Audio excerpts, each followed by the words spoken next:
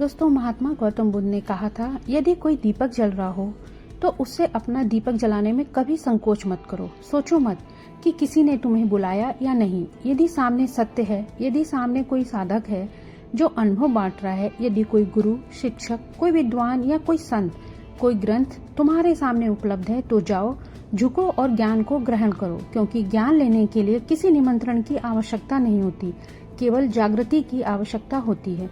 दोस्तों, बुद्ध के समय एक छोटा सा बालक हर रोज दूर से सभा को देखता था, लेकिन भीतर नहीं जाता था। एक दिन बुद्ध ने स्वयं उसे बुला लिया और पूछा कि तुम इतने दिन से बाहर क्यों खड़े हो, भीतर क्यों नहीं आते?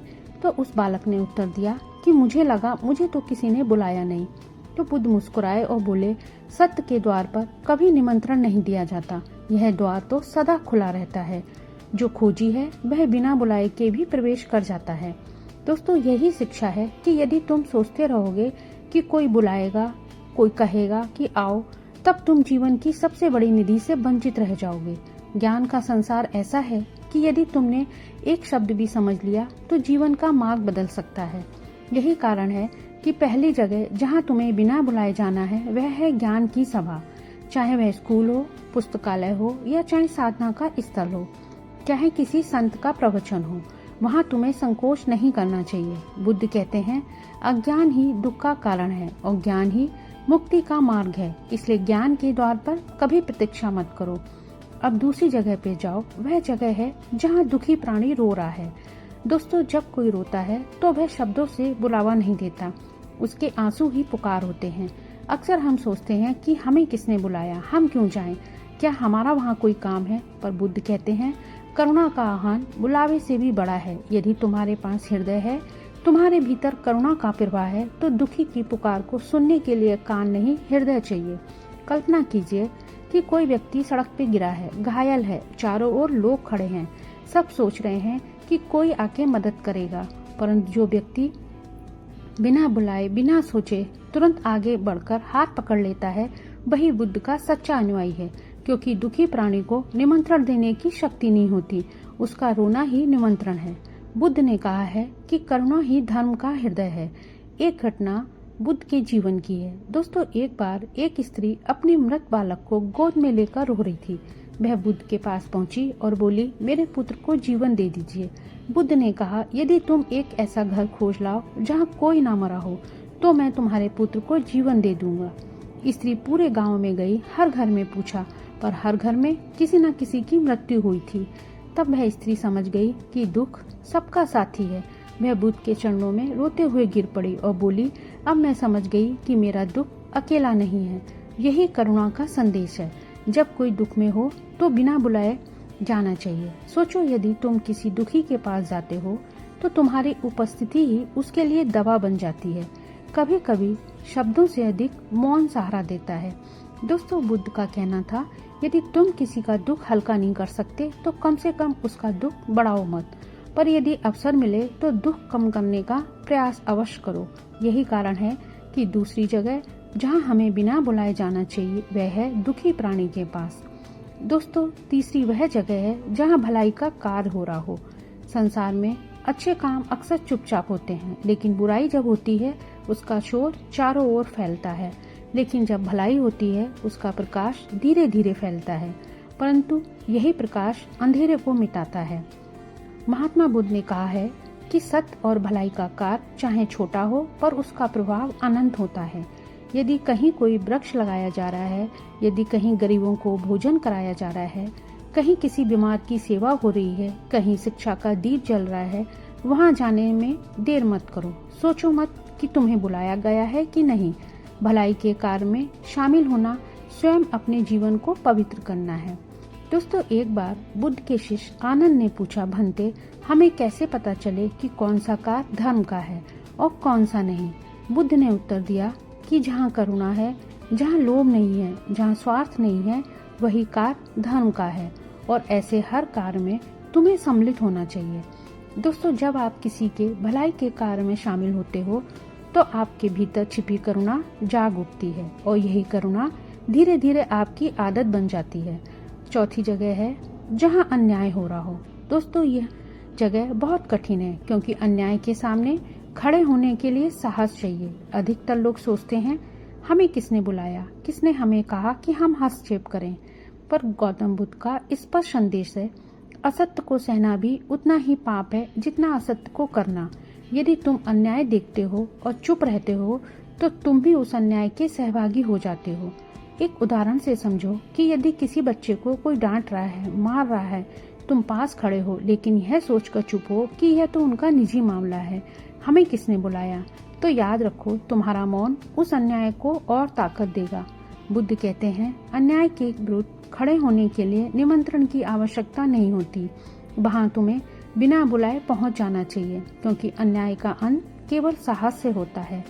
बुद्ध के समय की एक प्रसिद्ध घटना है कि एक राजा अपनी प्रजा पे अत्याचार बहुत करता था।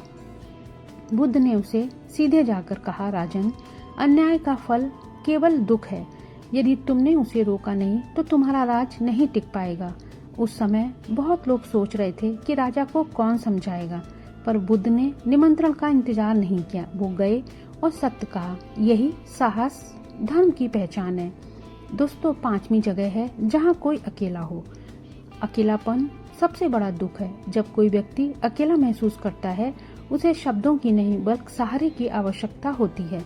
अक्सर हम सोचते हैं कि हमें तो किसी ने बुलाया नहीं, हम क्यों जाएं? पर गौतम बुद्ध कहते हैं किसी के अकेलेपन में पहुंचना सबसे बड़ा दान है। एक शिष्य ने बुद्ध से पूछा, भंते, यदि हमें किसी दुखी को सांत्वना देने का अवसर मिले तो हम क्या करें? बुद्ध ने कहा, कम से कम उस अकेले व्यक्ति के पास बैठ जाओ, भले ही मौन में। तुम्हारी उपस्थिति ही उसका सहारा बन जाएगी। यही शिक्षा इतनी गहरी है कि कभी कभी इंसान को शब्दों की आवश्यकता नहीं होती, बस यह जानने की आवश्यकता होती है कि कोई है जो उसके पास बैठा है, जो उसे देख रहा है, उसे समझ रहा है।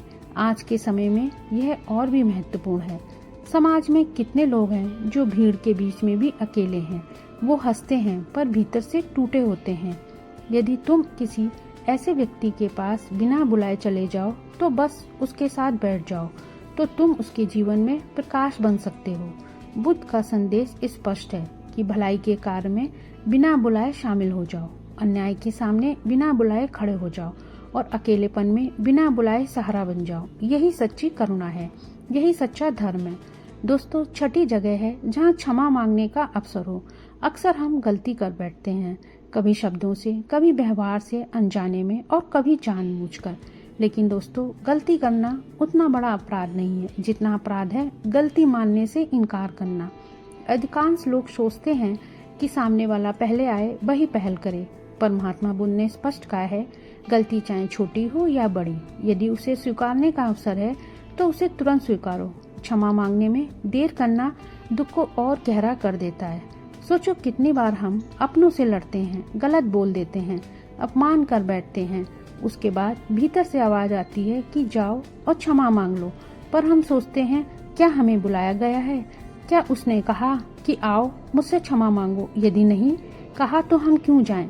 लेकिन यही अहंकार हमारे संबंधों को तोड़ देता है। बुद्ध ने एक शिष्य को यह शिक्षा दी। वह शिष्य किसी दूसरे साधक से नाराज था। उसने उसे कठोर शब्द कहे। फिर वह बुद्ध के पास आया, बोला, भंते, मैं उसके पास तभी जाऊंगा जब वह मुझे बुलाएगा।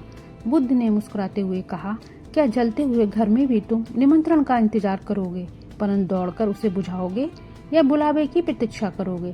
शिष्य समझ गया कि झगड़े का घर भी आग की तरह है और क्षमा ही उसका जल बुझाने वाला जल है। वह तुरंत गया और अपने मित्र से क्षमा मांग ली। दोस्तों, यही शिक्षा है। यदि तुमसे गलती हुई है तो क्षमा मांगने के लिए किसी बुलावे की प्रतीक्षा मत करो, क्योंकि क्षमा केवल संबंधों को नहीं जोड़ती, वह तुम्हारे हृदय को भी हल्का कर देती है।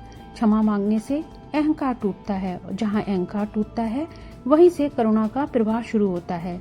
दोस्तों, अब 7वीं और अंतिम जगह जहाँ ध्यान का अवसर हो, यह वह स्थान सबसे गहरा है। महात्मा बुद्ध का पूरा जीवन ध्यान के महत्व को जगाने के लिए समर्पित था। बुद्ध कहते हैं, ध्यान ही जीवन का सबसे बड़ा उत्सव है। ध्यान के लिए कोई निमंत्रण नहीं देता, वह स्वयं का चुनाव है। मंदिर में जाओ, जंगल में जाओ, घर के कमरे में बैठो, कहीं भी बैठो, ध्यान का अवसर हर जगह है। परंतु हम सोचते हैं कि अभी समय नहीं है, अभी परिस्थितियां अनुकूल नहीं हैं, अभी कोई बुलावा नहीं आया है। यही हमारी सबसे बड़ी भूल है। ध्यान का आह्वान भीतर से होता है, बाहर से नहीं।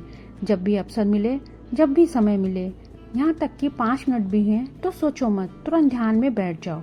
बुद्ध का संदेश यही है कि ध्यान किसी विशेष निमंत्रण का मोहताज नहीं है। यह एक घटना है। एक साधक ने जब बुद्ध से पूछा, भंते, ध्यान के लिए उपयुक्त समय कौन सा है? बुद्ध ने कहा, जिस क्षण तुम यह प्रश्न पूछ रहे हो यही सबसे उपयुक्त समय है। यह वचन बहुत गहरा है। इसका अर्थ है कि ध्यान के लिए कोई भविष्य का इंतजार नहीं है, कोई विशेष परिस्थिति का इंतजार नहीं है। जीवन का हर पल ध्यान का अवसर है और इस अवसर पर तुम्हें बिना बुलाए जाना चाहिए। सोचो, यदि तुम ध्यान की आदत बना लोगे तो तुम्हारा मन शांत हो जाएगा। क्रोध, द्वेष, चिंता सब धीरे धीरे खत्म हो जाएंगी और तुम्हारा मन भी शांत होगा। जब जीवन का हर अनुभव उत्सव बन जाता है, यही कारण है कि बुद्ध ने ध्यान को जीवन का सबसे बड़ा वरदान कहा।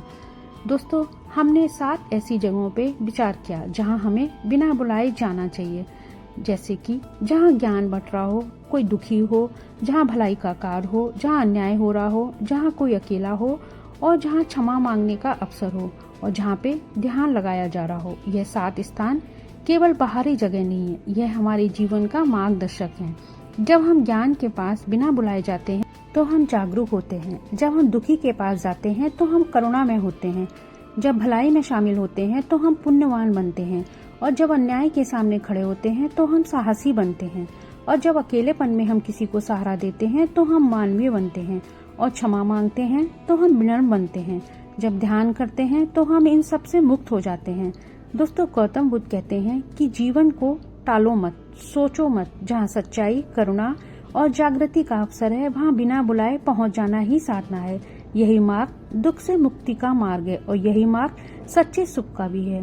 तो दोस्तों, उम्मीद है आपको गौतम बुद्ध जी की ये बातें जरूर पसंद आई हों। दोस्तों, वीडियो पसंद आया हो तो प्लीज चैनल को लाइक और सब्सक्राइब कीजिएगा। नमो बुद्धाय।